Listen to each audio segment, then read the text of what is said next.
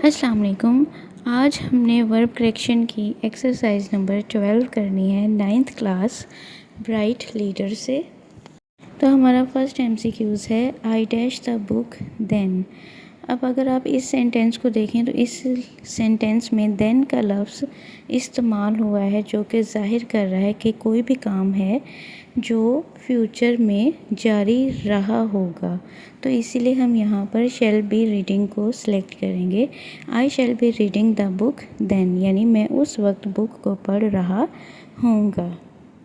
Second sentence है they dash hockey at that time. अब यहाँ पर एट दैट टाइम ज़ाहिर कर रहा है कि एक ऐसा काम जो कि फ्यूचर में हो रहा होगा, यानी they shall be playing hockey at that time, वो उस वक्त हॉकी खेल रहे होंगे।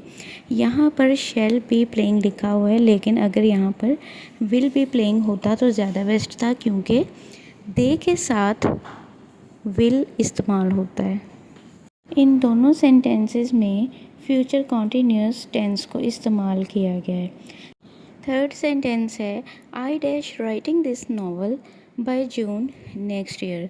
अब यहाँ पर इस सेंटेंस में बाय जून नेक्स्ट ईयर ये जाहिर कर रहा है कि एक ऐसा काम जो अगले साल जून तक मुकम्मल हो चुका होगा। तो इसीलिए हम इसमें फ्यूचर परफेक्ट वाली ऑप्शन को सिलेक्ट करेंगे। I shall have finished writing this novel by June next year. Fourth sentence है she dash taking this medicine by March next. अब इस सेंटेंस में भी मार्च में, यानी आने वाला जो मार्च है उसकी बात हो रही है, फ्यूचर की बात हो रही है, जिसमें वो बता रही है कि वो आने वाले वक्त में यानी मार्च तक वो इस मेडिसिन को लेना ख़त्म कर चुकी होगी या लेना बंद कर चुकी होगी। तो इसीलिए हम यहाँ पर विल हैव स्टॉप्ड को सिलेक्ट करेंगे, क्योंकि परफेक्ट टेंस एक ऐसे काम को ज़ाहिर करता है जो कि या तो मुकम्मल हो चुका होता है, या हो चुका था, या फिर फ्यूचर में हो चुका होगा। तो यहाँ पर क्योंकि फ्यूचर की बात हो रही है तो इसीलिए हम यहाँ पर विल हैव स्टॉप्ड को सिलेक्ट करेंगे। फिफ्थ सेंटेंस में भी हमने सेम रूल को फॉलो करना है।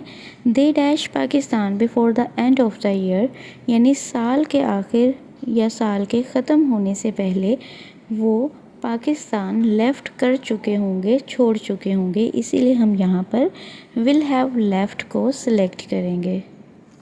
सिक्स सेंटेंस में रूल थोड़ा सा चेंज हो रहा है। इसमें दो तरह से आप टेंस को देखेंगे, यानी बाय द नेक्स्ट मार्च भी इसमें आ रहा है और यहाँ पर फॉर 10 ईयर्स भी आ रहा है। तो इसीलिए इस सेंटेंस में आप थोड़ा सा रूल को चेंज कर देंगे। यहाँ पर है by the next March I dash on this project for 10 years.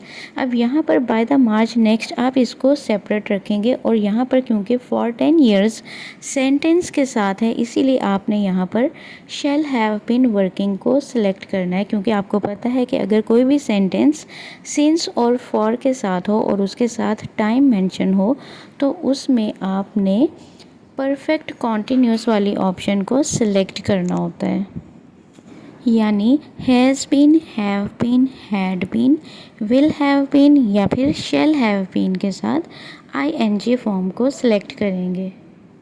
Bye October next I dash at this college for 20 years.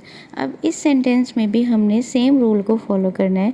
अगर तो यहाँ पर बाय अक्टूबर नेक्स्ट के साथ ये सेंटेंस होता और फॉर 20 ईयर्स यहाँ पर मेंशन ना होता, तब तो हम यहाँ पर परफेक्ट टेंस वाली ऑप्शन को ही सिलेक्ट करते। लेकिन यहाँ पर क्योंकि फॉर 20 ईयर्स का जिक्र किया हुआ है तो इसीलिए हम यहाँ पर शैल हैव बीन टीचिंग को सिलेक्ट करेंगे, क्योंकि यहाँ फॉर के साथ टाइम मेंशन है। नेक्स्ट है I shall wait here until I dash your work. तो इसमें हम यहाँ पर हैव फिनिश्ड को सिलेक्ट करेंगे। अब यहाँ पर आपके पास एक ही सेंटेंस में दो क्लॉजेस हैं, आई शैल वेट हेयर और एक में है आई डैश योर वर्क। तो इसमें आपने सबसे पहले जो आपके पास कंप्लीट क्लॉज है आप उसमें टेंस को आइडेंटिफाई करेंगे। तो आई शैल वेट में शैल के साथ फर्स्ट फॉर्म है, इट मीन्स कि ये फ्यूचर इंडेफिनिट टेंस है। अगर आपके पास एक क्लॉज में फ्यूचर टेंस है या फिर प्रेजेंट टेंस है तो आप जिस क्लॉज को सॉल्व करेंगे उसमें पास्ट टेंस को इस्तेमाल नहीं करेंगे, या तो आप प्रेजेंट में से कोई ऑप्शन सेलेक्ट करेंगे या फिर फ्यूचर में से। अब यहाँ पर क्योंकि एक क्लॉज में फ्यूचर टेंस है तो आप नेक्स्ट क्लॉज में प्रेजेंट टेंस को ही सिलेक्ट करेंगे, यानी हैव फिनिश्ड को। नेक्स्ट है I can not do any thing until I dash my lunch. अब यहाँ पर जो आपके पास कंप्लीट क्लॉज है I can not do any thing, तो इसमें आपके पास ये प्रेजेंट टेंस का इस्तेमाल किया गया है, तो नेक्स्ट क्लॉज भी आप प्रेजेंट में ही रखेंगे या फिर फ्यूचर में। तो यहाँ पर हमारे पास फ्यूचर की कोई ऑप्शन नहीं है, तो इसीलिए हम यहाँ पर हैव टेकन को सिलेक्ट करेंगे। लास्ट सेंटेंस है I shall take you round the field when you dash some rest. अब यहाँ पर जो आपके पास कंप्लीट क्लॉज है I shall take you round the field, shall के साथ टेक यानी फर्स्ट फॉर्म ऑफ वर्ब का इस्तेमाल किया गया है।